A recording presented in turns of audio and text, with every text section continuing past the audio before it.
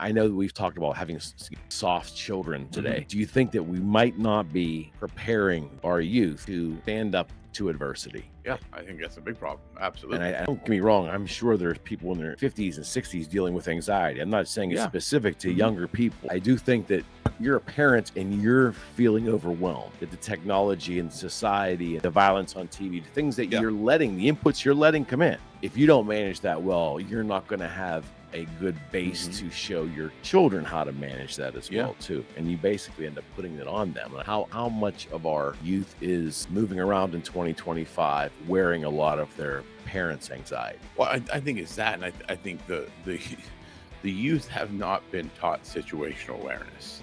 Like that is the biggest thing I noticed. Read the room is what I always say to people, especially when I've dealt transactions with younger lawyers or younger parties involved. They'll say something or do something. I'm like, man, you had no concept what was going on in the room. Came out of left field with something that if you would have just picked your head up and looked around, you would have realized that you should have probably said the opposite of what you just said. So why do you think that happens with the young? There's an egocentricity to it, right?